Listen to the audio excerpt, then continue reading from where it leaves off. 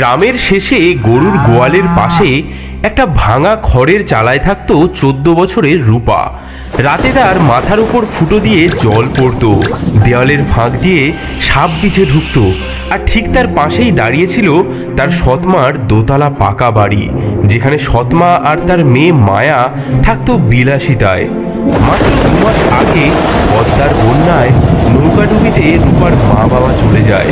তারপর থেকে সৎমার বাড়িতেই আশ্রয় নিয়েছিল রূপা, কিন্তু আশ্রয় নয়, যেন নরক। সৎমা তাকে গোয়াল ঘরের কোণে শুতে দেয়, পচা ভাত খেতে দেয়, আর দিনরাত খাটিয়ে নেয়।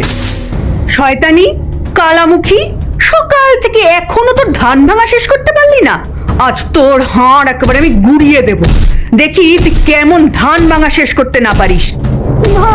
মা গো, বাঁচাও বাঁচাও, কাল রাত থেকে আমি জ্বরে কাঁপছি, পেটে আমার একটা দানা পড়েনি।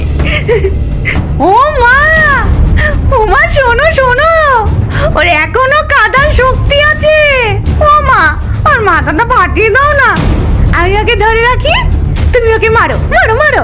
তোর মতো অকুর্মাকে জন্ম দি না, তোর মাও পাপ করেছে বুঝলি, তাই তো মরে গেল। মা, তুমি ওর চুলের মুঠি ধরো, আমি ওর পিঠে 2-4 ঘা লাগাই। বড্ড বাড়বাড়ন্ত হয়েছে। কাল দেখলাম পাড়ার ছেলেরা ওর দিকে তাকিয়ে হাসছে, যেন রাজকন্যা। হারামজাদি, তোর এই রূপ আমি মাটি করে দেবো একেবারে। চল চল মায়া, এখন ওকে রেহাই দি, দুপুরে দেখবো ও আজ কি খায়। দিনের পর দিন এমনই চলে অত্যাচার। রূপা কাজ করে যায়, আর সৎমা ও মায়া উপভোগ করে তার কষ্ট। এই যে, এই খা, তোর এই যোগ্যতা। দেখো মা, ও কেমন পচা ভাতগুলো খায়, ঠিক যেন পুকুরের মতো। আর শোন, আজ পুকুর থেকে তুই কলমি শাক তুলে আনবি বুঝলি, নইলে কিন্তু রাতে খাবার পাবি না। কিন্তু মা, পুকুরে তো এখন সাপের উপদ্রব। তাতে কি হয়েছে? সাপ কামড়ালে কামড়াবে, তাতে আমাদের। সেদিন বিকেলে আকাশে কালো মেঘ জমেছে, কাল বৈশাখী ঝড় আসছে। মা দেখো, কি ভয়ঙ্কর মেঘ, আজ প্রচন্ড ঝড় আসবে। ঠিক সময় ঝড়টা আসছে, আজ রাতেই শেষ করবো এই অলক্ষণীটাকে। কি করবে মা? শোন, আমাদের বাড়ির পেছনের ওই বনে একটা পুরনো তেঁতুল গাছ আছে না, সেখানে এই সময় খুব টক তেঁতুল ধরে বুঝলি। ওকে ওই ঝড়ের রাতে পাঠাবো সেই তেঁতুল পাড়তে। বাহ, ঝড়ের মধ্যে গাছে উঠে ও পড়ে মরবে, আর পড়ে না মরলে বাঘে খাবে। কাল বৈশাখীর কালো মেঘে আকাশ ছেয়ে গেছে, বিদ্যুৎ চমকাচ্ছে, দূরে শিয়ালের ডাক শোনা যাচ্ছে। শোন হতবাগী, আমার না খুব তেঁতুল খেতে ইচ্ছা করছে, আমার জন্য তুই বনের থেকে তেঁতুল নিয়ে আয়। এ কি মা, এই ঝড়ে তেঁতুল পাড়তে যাব? বেশি কথা না বলে যা বলছি তাই কর। শুধু তেঁতুল নয়, 10টা পাকা তেঁতুল আনবি, একটাও যদি কম হয় না তোর খুলি ফাটাবো আমি। বাইরে ভীষণ ঝোড়ো হাওয়া উঠেছে। রূপা একটা ঝুড়ি হাতে করে বেরিয়ে পড়ে তেঁতুল আনার উদ্দেশ্যে। সৎমা তার হাতে একটা শুকনো রুটি দিয়ে দেয়।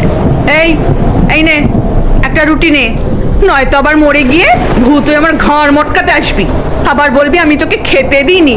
এবার যা। সৎমা আর মায়া দাঁড়িয়ে দেখতে থাকে রূপা কিভাবে জঙ্গলের অন্ধকারে মিলিয়ে যায়। যা যা, তাড়াতাড়ি যা, হয় তোকে সাপে কামড়াবে, নয় পড়ে মরবি, আর নয়তো ওই বাঘে খাবে, তিনটের একটা তো হবেই। ভিজে কাপড়ে রূপা বনের পথ ধরে হাঁটতে থাকে। আকাশে বিদ্যুৎ চমকাচ্ছে, গাছের ডালপালা ভেঙে পড়ছে চারিদিকে। মা, মা গো, এই অন্ধকারে আমি তেঁতুল কোথায় পাবো? যদি বাঘ ভাল্লুক এসে। হঠাৎ বনের মাঝে একটা নীলাভ আলো চোখে পড়ল রূপার। মনে হলো কে যেন তাকে ডাকছে। এগিয়ে গিয়ে সে দেখল ঘন ঝোপঝাড়ের মাঝে একটি অদ্ভুত কুটির। কি এমন ভয়ঙ্কর ঝড়ে এই গভীর বনে একটা বাড়ি, বাতিও জ্বলছে, মানুষ থাকে নাকি? কে রে মা তুই এই ঝড় বৃষ্টিতে একা একা? ঠাকুরমণি, আমি একটা অভাগী মেয়ে। সৎমানা আমাকে পাঠিয়েছে তেঁতুল আনতে। ভিজে একাকার হয়ে গেছি, একটু আশ্রয় দেবেন? সেই তিন ছোট্ট মানুষ রূপাকে ভেতরে নিয়ে গেল। বাছারে, তোর সর্বাঙ্গ ভিজে গেছে, দাঁড়া গরম জল দি, আর এই নে গরম চাদর। রূপা গায়ে গরম চাদর জড়িয়ে নিল এবং তার ঝোলা থেকে সেই শুকনো রুটিটি বার করলো। আমার কাছে না শুধু এই শুকনো রুটিটাই আছে, আপনারা নিন, আমরা ভাগ করে খাই। এই ঝড়ে তোকে কে পাঠালো মা তেঁতুল আনতে? সৎমা বলেছে 10টা টক তেঁতুল না আনলে বাড়িতে ঢুকতে দেবে না, কিন্তু এই অন্ধকারে বনের মাঝে। তিন ছোট্ট মানুষ একে অপরের দিকে তাকালো, তাদের চোখে যেন নক্ষত্রের আলো জ্বলে উঠল।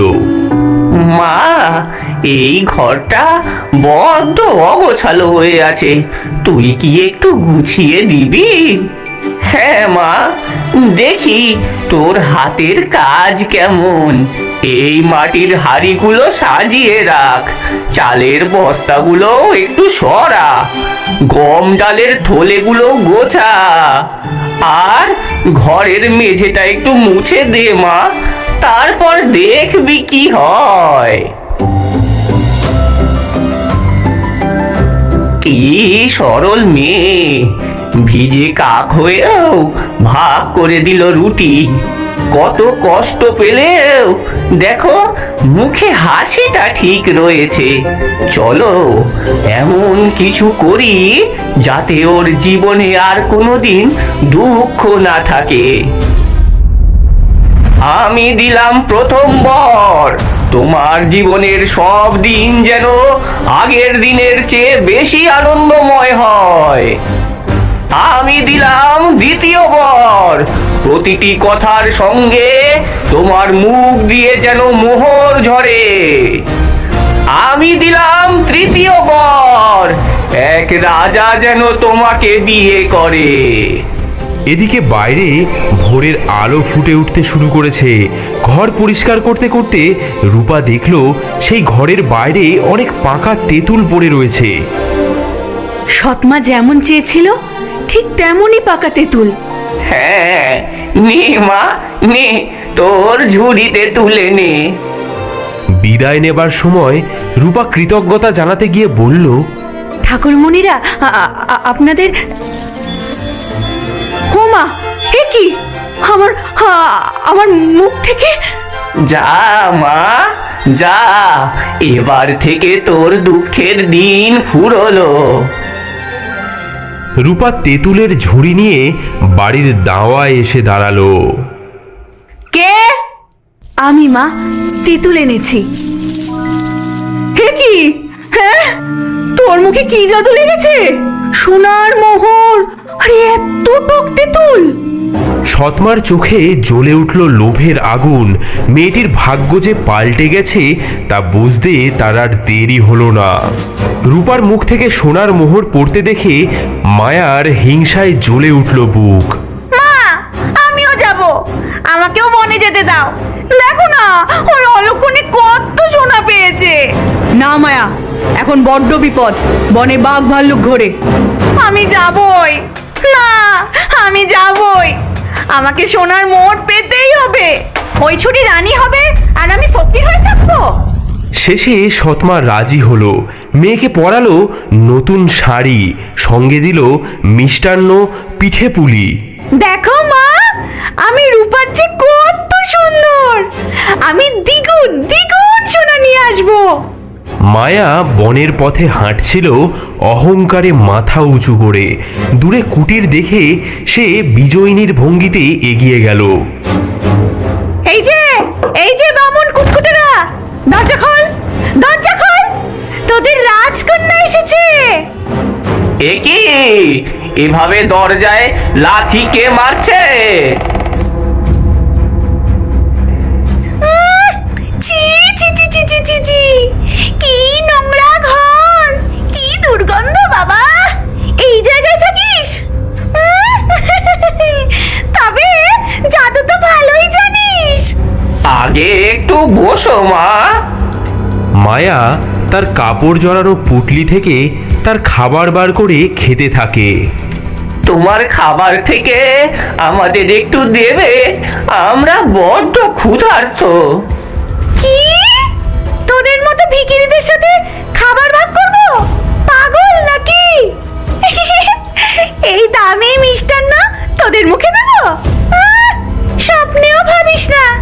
তাহলে একটু ঘরটা মুছে দাও। কি? আমি ঘর মুছবো এই দামি শাড়ি পরে? তোদের মাথা খারাপ? আমি রাজরানী হব, ঝি চাকর নই।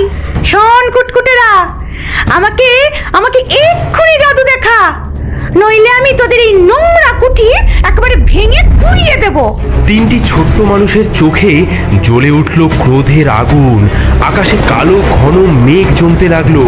বাইরে কালবৈশাখীর ঝড় উঠল।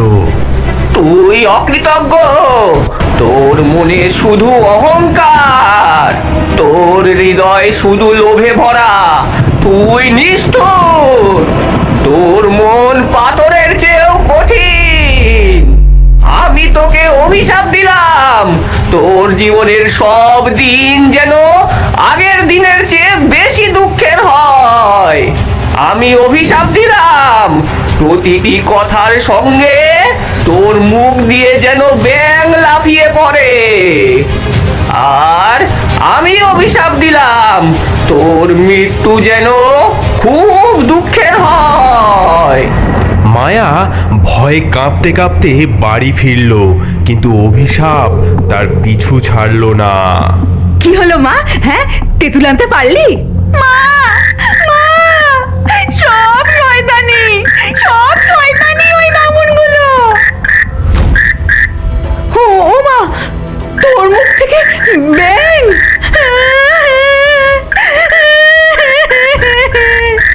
মা, মা গো, আমার কি হলো? মায়ার মুখ থেকে বেরোনো সেই ব্যাঙগুলো লাফিয়ে লাফিয়ে সেই সৎমা এবং মায়াকে কামড়াতে শুরু করলো। ও মা, ও বাবারে, এই কামড়াচ্ছে! ও বাবারে!